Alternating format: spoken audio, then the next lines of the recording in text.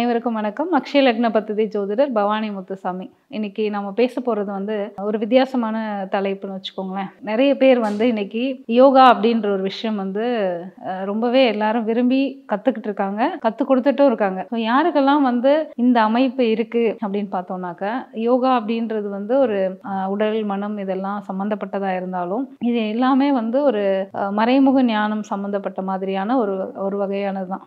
ALP ஜோதிட முறையிலேயே பார்த்தோம்னா, எந்த ஏஎல்பி லக்னம் போனாலும் நட்சத்திர புள்ளி நட்சத்திர அதிபதி நம்ம சொல்லுவோம். அவங்க அஷ்டமாதிபதியாவோ இருக்கலாம், இல்ல அஷ்டம ஸ்தானத்துல இருக்காங்க அப்படின்னா அவங்களுக்கு ஜோதிடம் கத்துக்கிறதுன்றது ஒரு பரிகாரம். ஜோதிடம் சார்ந்த தொழில் செய்யறது அது சொல்லியிருக்கோம் ஏற்கனவே. அதே மாதிரிதான் யோகா அப்படின்ற ஒரு விஷயமுமே யோகா கத்துக்கிறது ஒரு பரிகாரம்.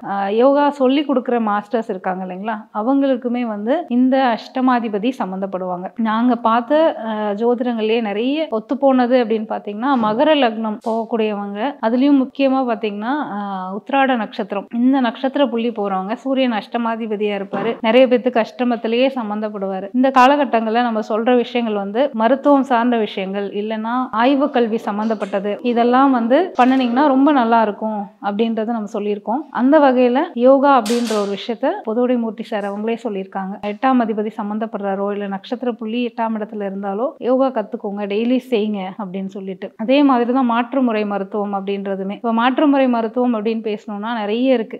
ஹீலிங்னு நிறைய பண்ணிட்டு இருக்காங்க. டிஸ்டன்ஸ் ஹீலிங்னு இருக்கு, ரேக்கி இருக்கு, அதே மாதிரி acupuncture, acupressure, varma, homeopathy plus இந்த ஃபிளார் மெடிசன், இது எல்லாமே பாத்தீங்கன்னா உங்களுக்கு மாற்றுமுறை மருத்துவமா தான் வரும். இது எல்லாமே சம்பந்தப்படுறவங்க அப்படின்னு பாத்தீங்கன்னா உங்களுக்கு ராகு கேதுக்களுடைய சம்பந்தங்கள் இருக்கும். ராகு கேது நட்சத்திரங்கள் போறவங்களா இருப்பாங்க.